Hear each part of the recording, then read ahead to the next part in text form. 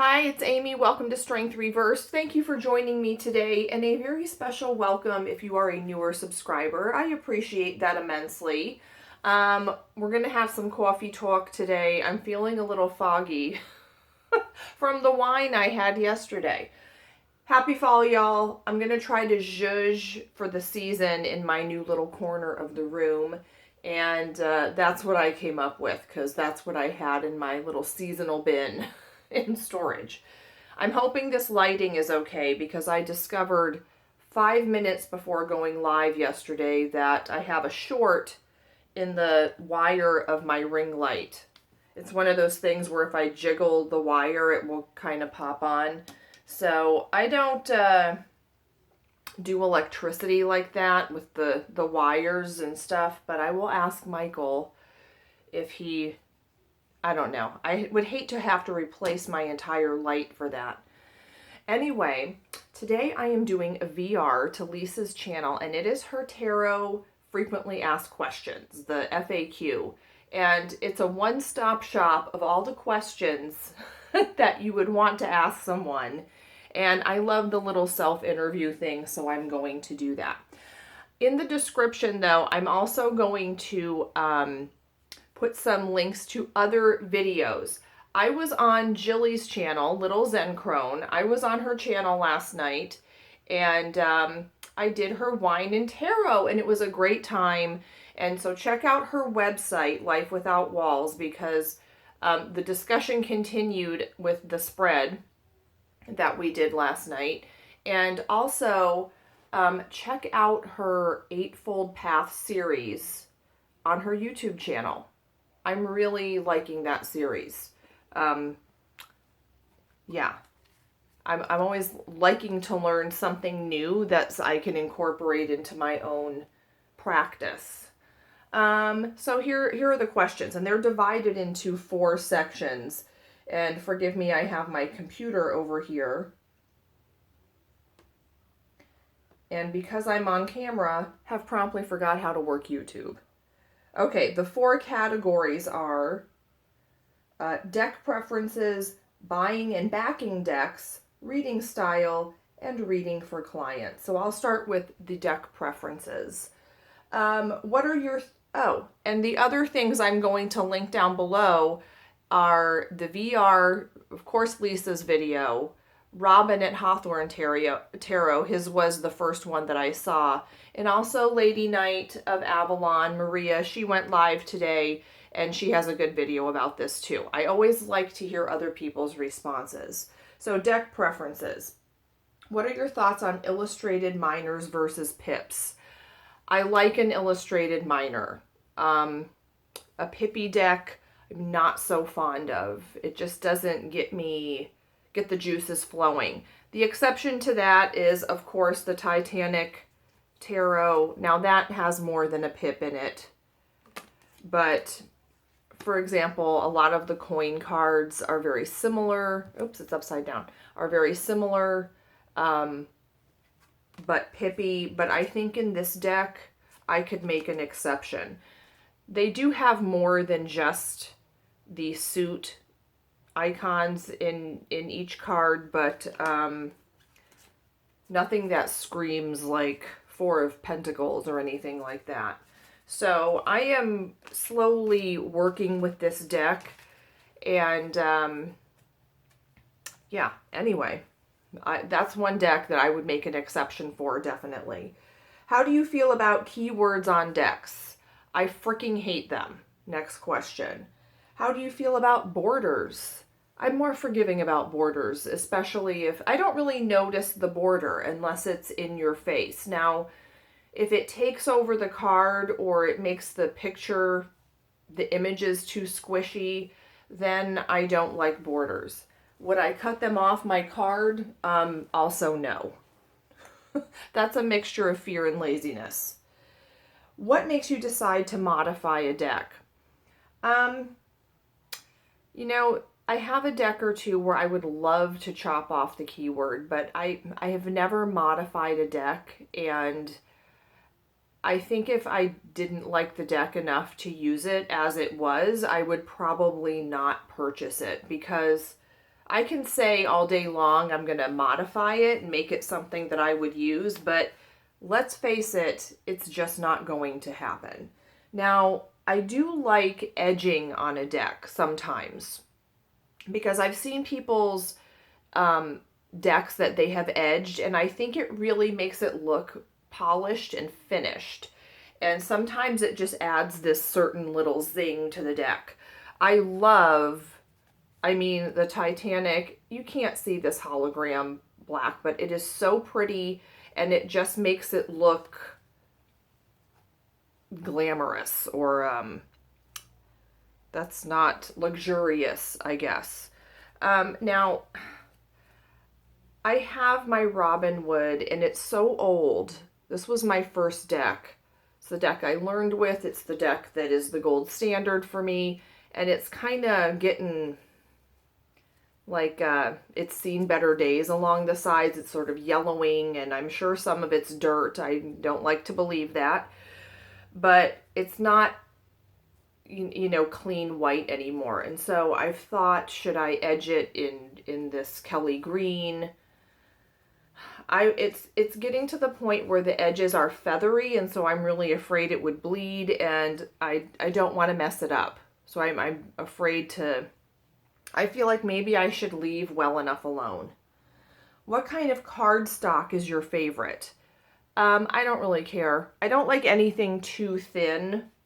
I love a rose petal finish. Oh my God. These are the Crazy Sexy Love Notes cards. I don't really get into Oracle decks, but I love these cards, mostly because of the colors and the finish. And I could just, like, do that all day.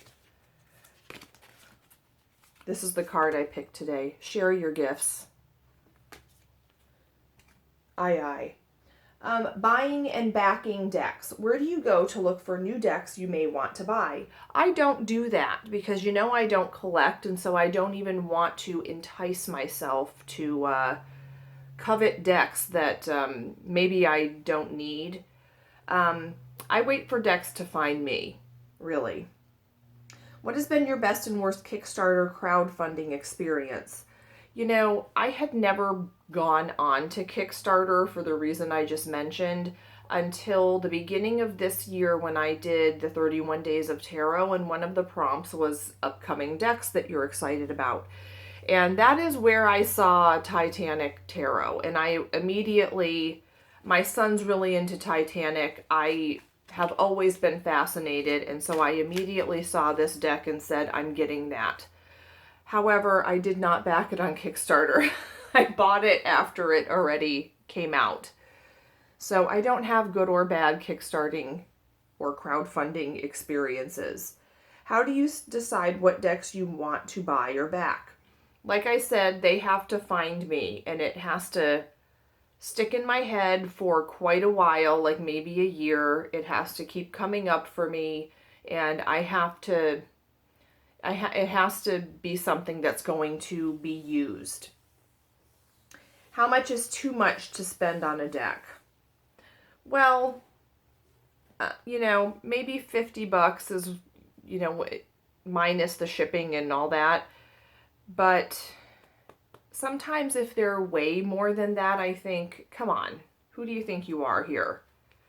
Now, I would have spent a little more on this deck just because I saw all the cards. I like the topic, but $100 on a deck, maybe for like an out-of-print Hello Kitty, but not for many other decks. Under $100 for sure. I mean, to spend more than $50, it's got to be pretty special. Do you have deal breaker cards that have to feel right to you to pull the trigger on a deck? I would say yes. And I know you think I'm going to say the strength card, but I'm not. I would say the death card. The death card has to be dramatic. It has to be a lot. You can't have a half-assed death card. Come on. It just has to, and it can't be too, the death card can't be all darkness. There has to be some sort of hint at that there's a gift in that. The other card I would say is the Lover's card. I don't like an oversexed Lover's card. If it's all about sex and romance, I feel like it's missing the boat. So I have to have a Lover's card that's about balance or partnership or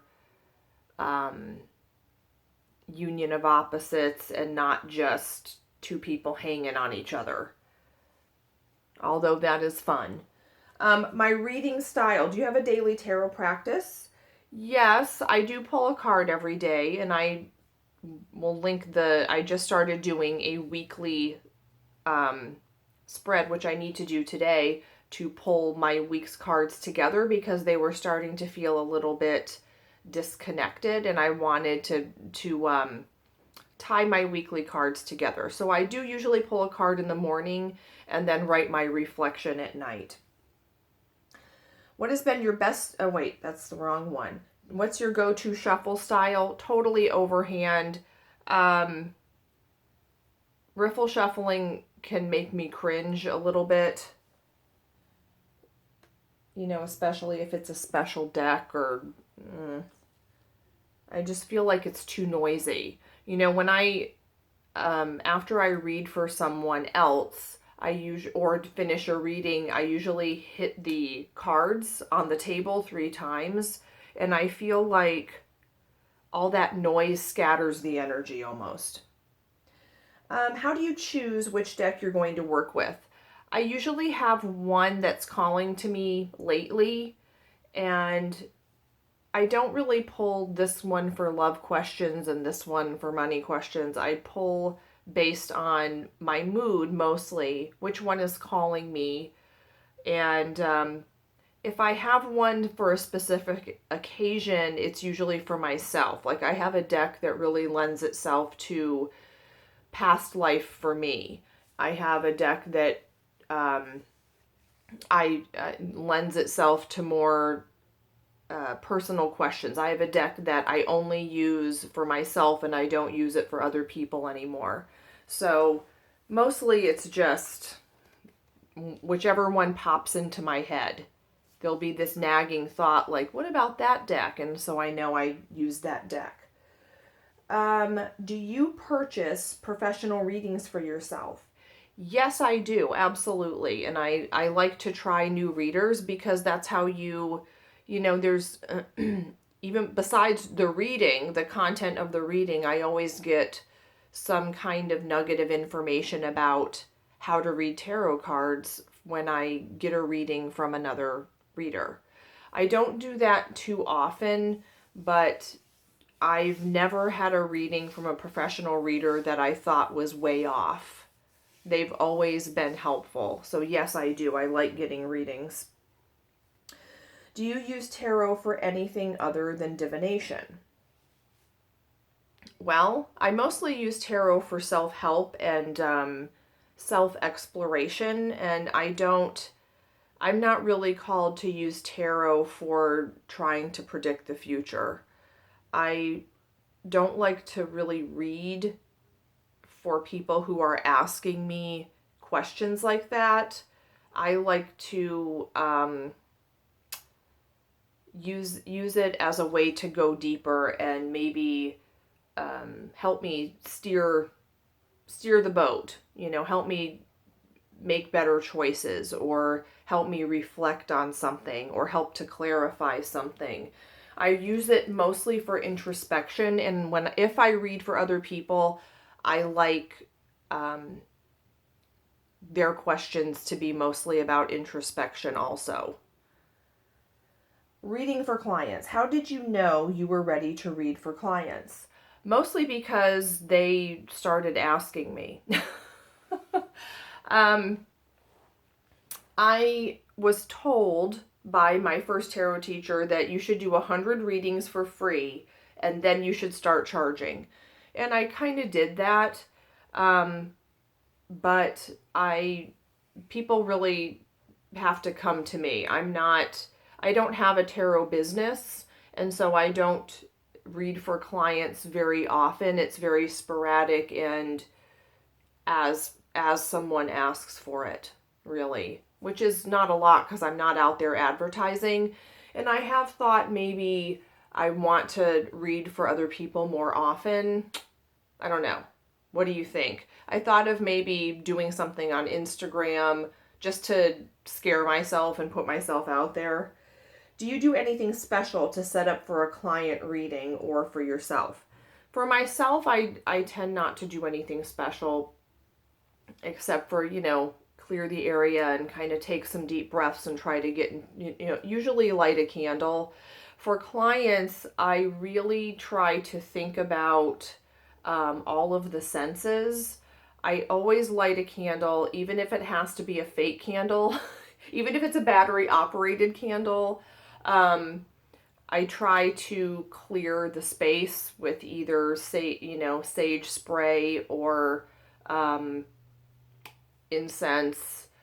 And I do often worry if I usually ask someone if they mind incense or scents, because some people, I get migraines and some people are just really, it triggers their sinuses or it might give them a headache. And I know what I'm sensitive to, but I try to ask other people, I usually try to have a glass of water for someone and just kind of try to make the ambiance pretty. Do you let your client handle your cards? I do. If I'm reading for someone, now it doesn't always enter my mind to do this, if that makes sense. But I do a lot of times hand them the deck and have them shuffle while they think of their question. And then I have them cut the card into 3 decks and choose the deck that's calling to them without overthinking it. And so I'll take a smaller deck and that's what I use to do the reading with.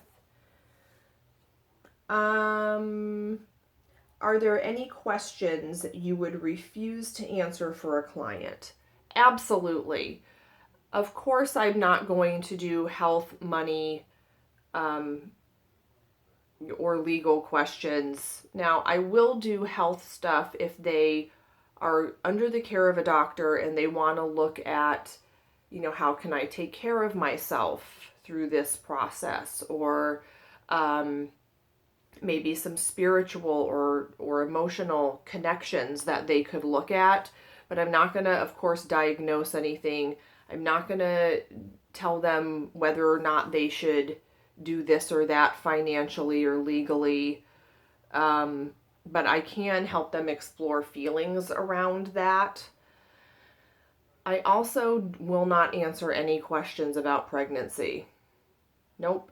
Not when, not how, and not gender. Absolutely not. Nope. They're never happy. And I think it's like, who cares? Why are you so worried? Like, you should just be happy with a healthy baby. To me, I don't know. It's like, I have my own. Usually if I have my own very strong opinions about something, it's difficult to read for another person. I have that friend who has a, relationship for years and years, has not been so great, and she always wants me to read about it, and I finally just said no, because I have my own opinions, and it's like so unhealthy. You don't really need a tarot reading. It's kind of, you need to click on the common sense, and she's not willing to make changes, and so I have nothing new to say. The cards don't have anything new to say. I can feel the cards rolling their eyes if I read for that. Do you have any advice for people who want to start reading professionally? You should not be on the book if you are reading professionally, which doesn't mean you shouldn't use a book when you're not reading for someone else. But if you're accepting money, you can't stop and look in a book. So you have to be really comfortable with the cards and with trusting your guidance in that way. Also, I think you really need to know what your tarot boundaries are. before you start reading. So you need to know what kinds of questions that you will and will not answer. And you also need to know how to express that to a client if they do ask a question that you don't like. Maybe it's a yes/no question. I don't like that either. I like big questions, not will this happen, because I'm all about, this is about you doing, exercising your, empowering yourself. So I don't like bystander questions. If I sit around and do nothing and make no changes, when will this happen? Okay. I don't like that. So you have to know how you're going to gently steer the client to a better question, or gently, you have to know how you're going to tell them, you know what, I don't answer gender questions, and here's what I can offer you, hopefully before you take their money. So I think you have to have all of that you have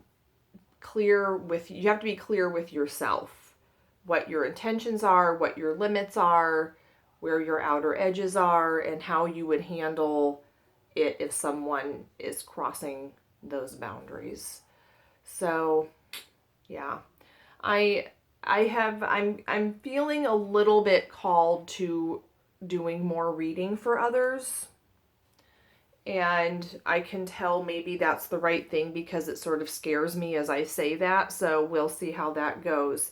But I am planning something fun for the month of December. So I will have, maybe in a week or so, I will be putting a video and I'll put it up on my Instagram also. So look out for that. Check out the videos in the description box. Thank you so much for joining me, and I will see you next time. Bye, guys.